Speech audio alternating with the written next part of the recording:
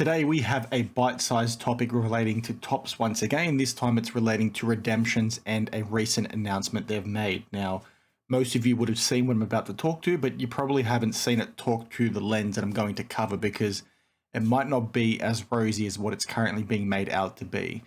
Just quickly though, before we jump into the topic, you'll see the background behind me is very different. The camera doesn't look as good as usual. I'm moving a few things around. I'll get to my thoughts and clarify on that, I should say, towards the end of the video. The wife's had a few baby scares. We've been in and out of hospital. The baby's due on Wednesday, Australian time, so, 3 or 4 days away. But we've had a few scares in and out because we thought he might be coming early, but, I'm rambling. So let me get into the top situation and then, unpack that stuff a little bit more in a second. Now, the topic today is going to relate to redemptions because Tops have essentially come out and said, rather than applying the standard 2-year time frame on these redemptions, they're going to, now make them 10 years, which is, fantastic, right? Because one of the worst things that sort of happens when you're opening product is you'll hit a redemption card that expired, years earlier, and you've got, no luck, no chance of actually getting anything back from that manufacturer. So from this perspective, it's fantastic, right? You're expanding that window, meaning product's going to maintain value for a longer period of time, and people are going to be, more excited chasing, older stuff.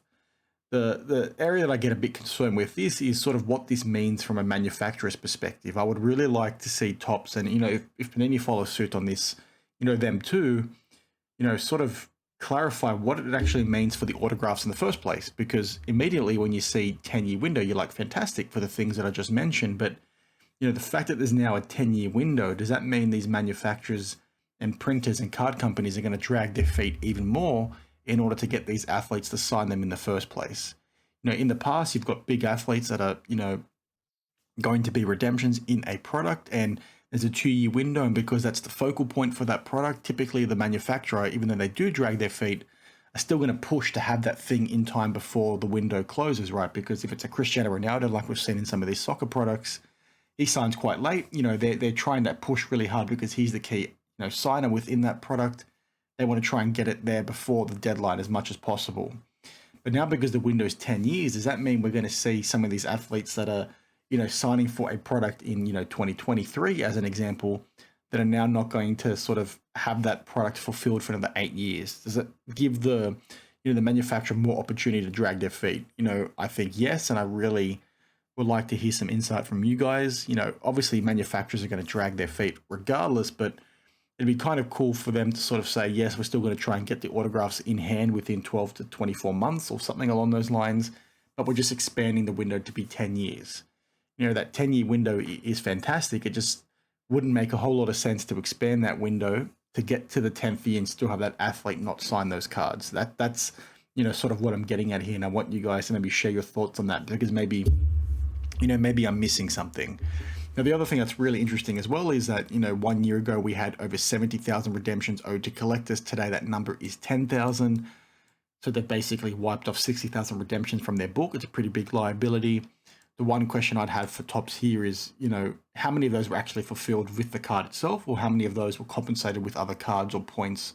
I don't think Tops do points. I think they do a different form of compensation, but that would be a really good understanding as well. Like, are they just, closing these things, or are they actually getting the cards that were meant to be, gotten in the first place? That's another big pet peeve that I have and many others have within this hobby. They put athletes in these products, like I just alluded to, and they're key athletes for that product, but then they never get that signed card. Or what they'll often do is, get some sticker orders or get some cards signed from that player, but then use those to fulfill, future products, as opposed to fulfilling the product that it was meant to be in the first place. There's a big issue, with Panini and Impeccable Soccer when it came to Cristiano Ronaldo. The redemption window wasn't even closed yet, and they're already using those cards as replacements for other product, which is, insane. Just search for that on my YouTube channel if you want to understand more, or, comment down below and I can point you in the right direction. But just, an interesting thing. So, share your thoughts about this redemption news down below. This is just going to be a quick one. Like I said, I've been a bit crazy the last few days going in and out of hospital, but, we're getting there. Now, to give a bit more context, like I just said, we've been going in and out of hospital. So I've had to shift a few things around. The two, units that I had, the shelving units, had to go into our garage because we had to move some of the baby stuff out, and they were a bit more narrow than the one behind me. So it looks a bit funny right now. The wall looks a bit bare. I'm probably going to, or my turntable's actually going to go there with all my vinyl, and I'm probably going to put a poster up there and there. It doesn't look as full as it does usually, and the coloring is a bit funny as well. So let me know if you guys think it looks like crap or anything.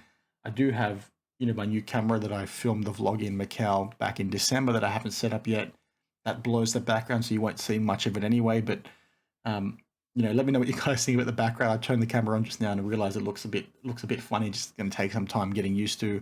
It needs to be filled out a little bit more to give the background a bit more noise, like I said, because it looks like I'm maybe in a hostage video or something right now with how bare bones it looks. But what I will also do is maybe do a film or a video, I should say, of the stuff on the shelf, because you can't see all my cards up there anymore. That's basically all graded cards up there.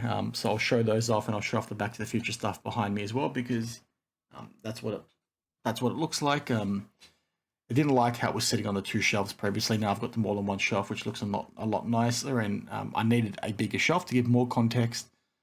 So where those two Back to the Future 3 figures are, the third DeLorean's going to be there, the one from the third film. So what we have here is the one from the first film, and then I'm really confused, but and the one there from the second film, and then there's a third film DeLorean that gets released in July of 2025. So I need a bit more room. I'm rambling. Like I said, it's been a crazy few days. Been in and out of hospital.